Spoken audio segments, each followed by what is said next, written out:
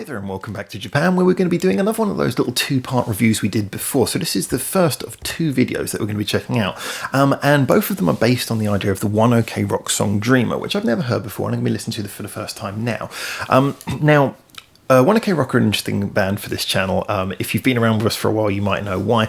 We are not biased on this channel. We all have our little pet favourites and things, and I actually quite like One OK Rock. I got a few of their CDs, but as a general, they've got some real die-hard fans, and I think sometimes if we poke any criticism, maybe they're a little bit unhappy, and, you know, they have got some really great, we had some great conversation about One OK Rock songs, but the truth is that we're always honest on this channel, always say what we think.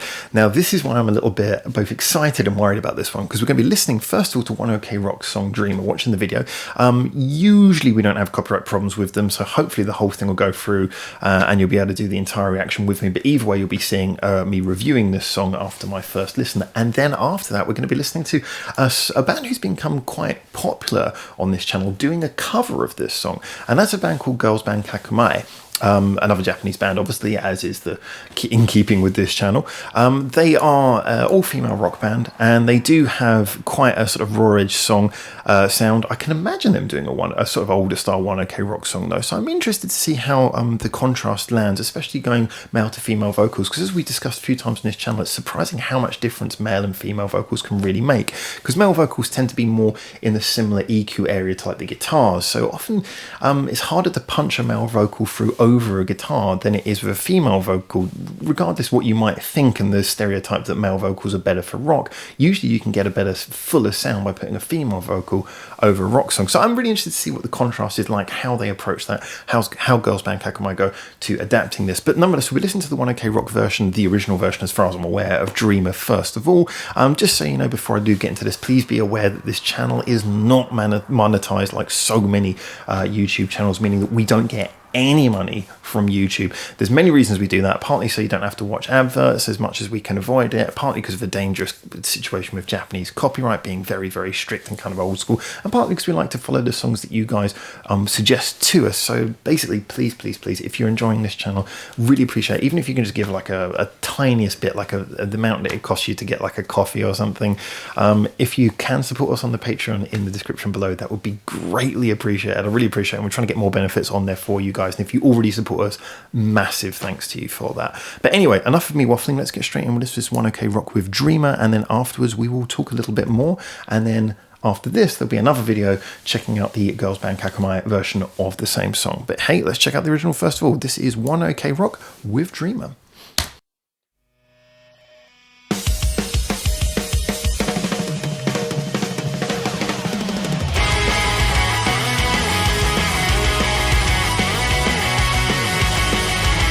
Yeah, this is more in line with the One OK Rock of old that I kind of know.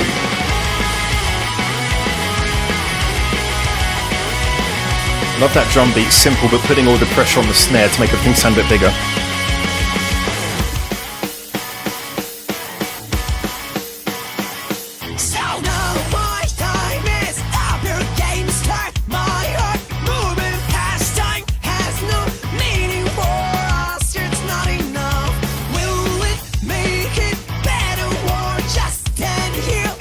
Love the rhythm. I love how they're balancing the rhythm of the vocal with the guitar there.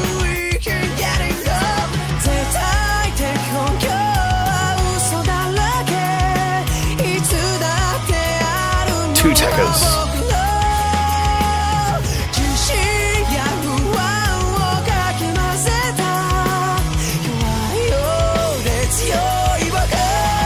Let's see what the chorus brings.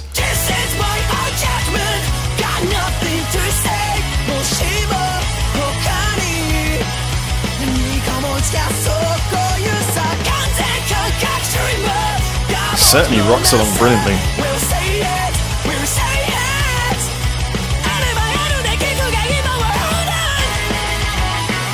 I'm glad he went into Japanese for that last line there, just so he could explode a bit more on it in his first language.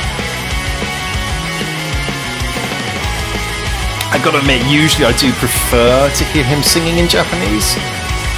I don't know, it just seems to sound more natural to me, but that might just be how I'm used to hearing him. Ooh. That's nice. There's some great work on all the instruments, and and the vocal, but I do think the drums kind of owning this at the moment. Nice.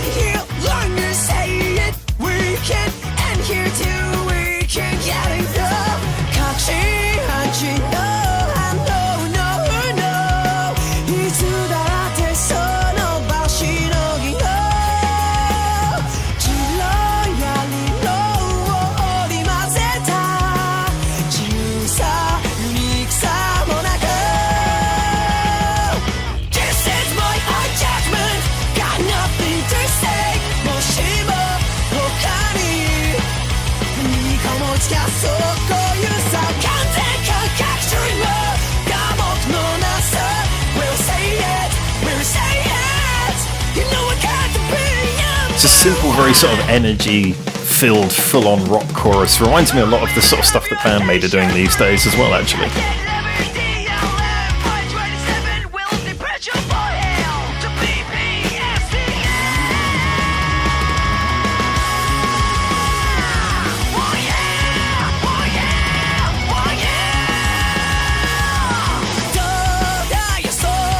That's a nice build up there. There's a lot of expression in that. It was quite a simple idea,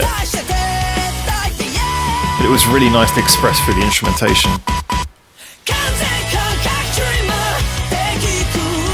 That's one of those moments will probably sound better on the third or fourth listen, but on the first listen that was like, oh.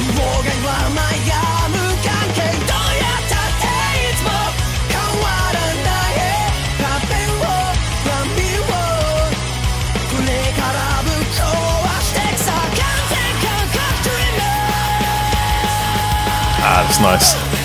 I always like when a band milks the last chorus properly. Go ape on the drums, hold the vocals.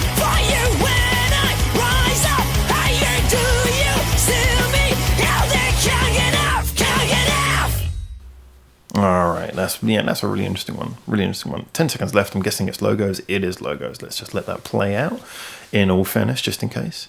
Alright, so few things to break down about that one. Actually, quite a lot to break down about that one. First of all, I just wanted to, before we talk too much about the song, I wanted to address an issue that immediately kind of came to mind, and I suspected this was going to be the case.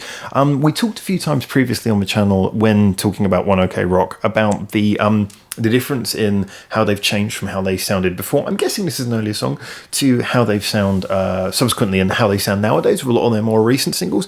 And I know there was a lot of discussion about this actually on the very first controversial One OK Rock review we did.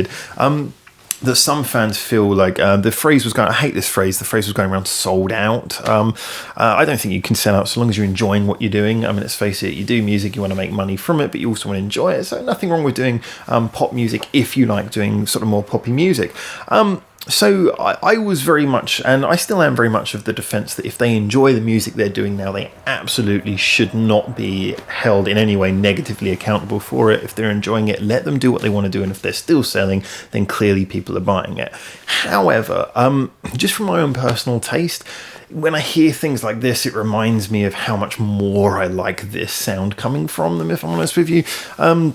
I think one of the things that really comes across is, for example, I was listening to their most recent single that I'm aware of, and it was very sort of big and arena-y, and it had a lot of sound, but it was kind of lacking in detail. There wasn't really any intricacy to it. It was just sort of big sing-along with Taka. Everything else was kind of almost felt a little bit formulaic in the background. Whereas when you listen to this, every single instrument is really pulling its weight very much, and you kind of feel like there's a sense of more passion in this. Even though it might not be as an accessible song, it hits you as having a lot more feeling than even sort of like the most recent big arena-y song that is supposed to be very impassioned, but just doesn't feel like it carries anywhere near as much as emotional weight as this does.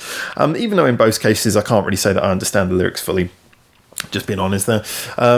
So, you know, it's a difficult one. I know as well, Taka's got a lot of real die-hard fans. I'll put my hands up and be honest, just like I say, we're honest on this channel. I do like what he does most of the time. I don't hold him in quite as much sort of reverence as a lot of other people do, who really think he's like the best thing ever. I'm glad that he's popular, but I just kind of think he's pretty damn good, but I wouldn't say he's like the best thing ever. So when I listen to this, though, I kind of hear his voice being used more. I kind of like he's getting more out of his voice. he's being able to throw it into different things.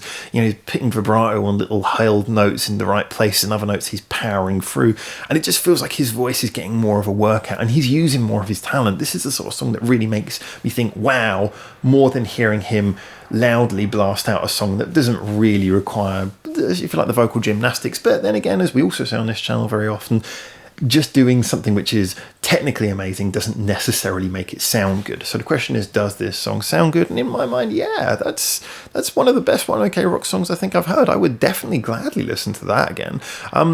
Really like the drum work. Like I was saying during the review, I hope the reaction. I hope the reaction doesn't get cut due to copyright. I know there's been some issues around One OK Rock, but hopefully it won't get cut. I do think the drum work really, for everything else being great. I mean, the guitar was fairly simple, but it was holding down the core. I think the guitar was the core of the song, and so that's why it was playing a fairly simple game throughout. The bass was really good. It had some great little runs that helped sort of add more detail to the play between the guitar and the vocals. Like I say, the vocals in themselves were very good, especially the rhythm bits. I thought it was great, like I say, how he kept on throwing and changing the rhythm and style, but also sort of adapting his voice to work with it. But it was the drums that really shone for me on this. There was great little changes, switch up fills. Everything about it was nice and lively, but not in a show-offy way. It was just supporting what was happening on the top layer really well. For me, the drum work was the star of the show in this song, and this for a song that has a really good catchy chorus as well. You know, like I say, a lot of things about this worked. The bridge was a really good example, I think, of where that whole thing really came to the forefront, because the bridge on paper just kind of looks a bit like one of those bridges that you'd expect from like a turn of the millennium frat boy punk rock song, in that it was that kind of sort of like, let's lo-fi the guitar, have like a big sing-along, and then everything's lo-fi in the background with a clap sound, and you're like, oh yeah, get everyone cheering. And yeah, that's a cool idea. It's a really cool idea, but it kind of is a bit generic on its surface. But what made it work was the way they expressed that. You know, how the sort of the bass and the guitar were doing their little runs. The bass especially really started walking around and giving almost like a bit of a bass solo feel, sort of ramping up into the next chorus. Drums doing the same. It felt like it was really dynamic and enjoyable. So this song was piled on with detail. Definitely one of the best things I've heard from One OK Rock. I really enjoyed that. So certainly, like I say, the next video we're going to be checking out Girls Band Kakamai's version of that. They've been a very interesting band thus far. We've only heard a couple of songs by them. They seem to have some quite interesting sort of musicianship and skill behind them, even if the studio work hasn't always been, I think, to their favour. The band certainly seems to be really fantastic and interesting, and they've got a lot of support. They're an up-and-coming band, so I'm really interested to see how they take a female band perspective to this, especially considering, like I say, this is not like a simple stripped-back song where you can throw in a lot of things. There's already a lot of detail in this song. How do you approach it? Is it going to be a straight cover or not? Is it going to sound good in their voices or not? Looking forward to knowing. If you are just a One OK Rock fan and you're just here to check out this song and you want to suggest more One OK Rock songs for me, I'm absolutely happy to check them out. Like I said, we're completely honest on this channel. Feel free to check out the Reddit link in the description below, or if you can't get into Reddit, then there's also Discord. Those are the best places to suggest new songs to me. If you put a YouTube comment, I might get it or I might miss it. I do try to read everything, but I don't always get a chance to. Certainly, if it's on the Reddit, it will definitely get done. If it's on the Discord, 99% it'll get done.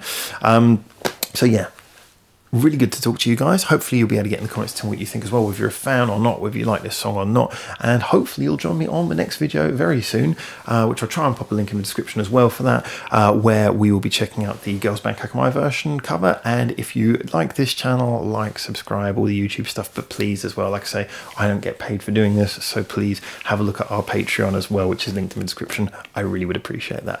But for now, from Japan, thank you so much for tuning in, and ciao ciao. Thanks for watching. Feel free to check out more of our hundreds of videos we got online on this channel right now, or get involved in the discussion with us at the many social media links we've got in the description below, where you can suggest new videos and artists for us to check out on the channel. Or you can just do the usual YouTube stuff and comment, like, subscribe. You know how this works by now.